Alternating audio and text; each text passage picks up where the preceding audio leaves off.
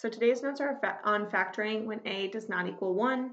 So that is our content objective, is to factor expressions in the form ax squared plus bx plus c when a does not equal 1. Last time we factored when a was 1. Now we're factoring when a is not 1. Our language objective is to use the correct terminology to explain that process.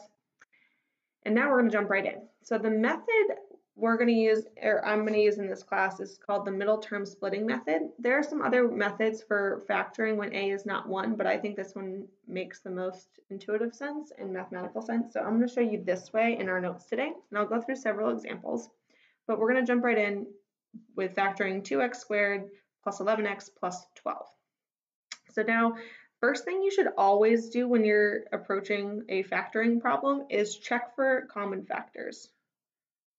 So check for greatest common factor. Here, 11 is not divisible by 2, so I can't take out the 2. There's no other number. 11 is actually prime, so there's nothing I can take out. There's no other x's on here, so I can't take out an x. I can't take out any other numbers, so there is no greatest common factor. But you should always, always, always start there, because oftentimes you'll be able to skip this whole process and do our other method if you can factor out a GCF, just like we did in some of those problems. So always check for that first before you delve into the middle term splitting method, just to save yourself the time and effort. All right, in this case, since there is not a GCF, we're going to go to step 2, same as the other ones. Identify A, B, and C. So I can see A is equal to 2, not 1 here. B is equal to 11, and C is equal to 12. So thus far it's been pretty similar to our last problem. What's going to be different right here is I need to now calculate A times C. So we actually did this in our last process when A was equal to 1, but 1 times anything is just going to be that number. So in our last problem, we sort of glazed over this step because A was just 1, so we could just jump to our C value and find those factors. So I'm going to do A times C here, which is going to be 2 times 12, or 24. So A times C is 24. Now I'm finding factors of AC that sum to B. So this is just like our last step, or our last set of notes. So now that I found factors of A times C, I'm going to find the factors of now that I calculated A times C, I'm going to find the factors of that add to B. So I'm going to list my factors of 24. I have 1 and 24. I have 2 and 12. Neither of those add to 11 yet. So then I have 3 and 8.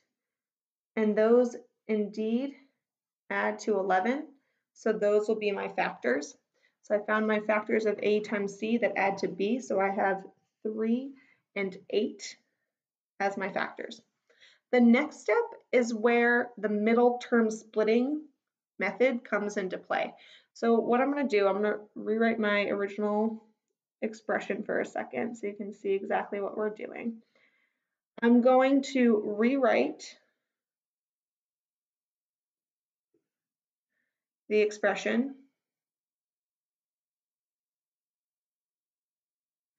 with the middle term split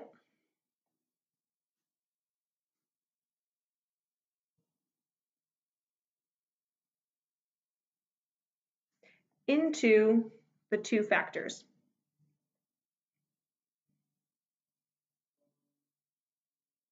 So what that means is I'm going to take this 11x and split it. So I have 2x squared, that's not my middle term, that will stay the same. But 11x, because 3 and 8 add to 11, I could rewrite this as 3x plus 8x, and then I leave my 12 alone. So these ones just come down, the first and last terms just come down, but I'm splitting my middle term splitting method, so that I can move on. So I split my middle term into my two factors here. So 3 and 8 came down and split that 11 into those. So the x stayed on there, but the 3 and 8 became the middle terms that were, or the middle term split. Now that I did that, I'm going to factor by grouping. So the next step I'm going to do is group the first two and last.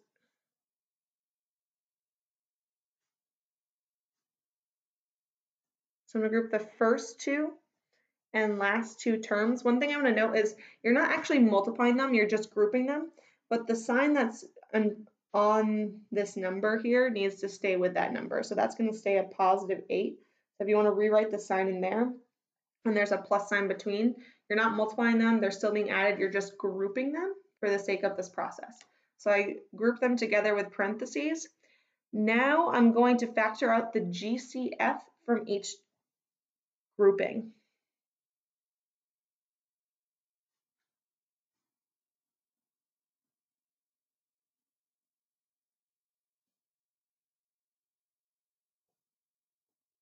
So I'm going to factor out the GCF from each grouping. So I'm focusing on this first one. There's no common factors for 2 and 3, so I'll leave those alone, but I noticed that there's an x here and an x here, so I can take out at least an x. So I'm going to divide out, if it's helpful, I'll actually show that step. So I'm going to divide x out from each of those terms. I have x, and then what's left is 2x plus 3. So I divided out x from each of those terms, brought it in front, just like I do with GCF factoring, and that part is set. Now I'm going to turn to the next one. What's the GCF here? They don't both have an x, so I can't take out an x, but I know that a 4 goes into both of these, so I'm going to divide each of these terms by 4, and I'll write that in front.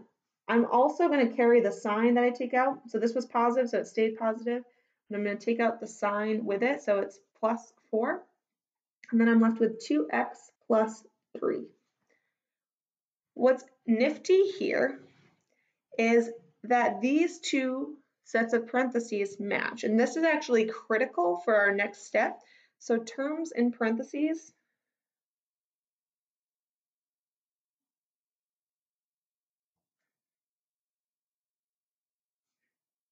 and must match, and they must match perfectly. We can't have a negative here and a positive here. They have to be the exact same in parentheses for this to work. If they do not match, you need to go back and check your GCF and make sure you took out the right number, because if you did not take out the right number, this will not work. So I take out a 4 here and next here. What happens next is pretty nifty. I'm going to bring the binomial, the matching one,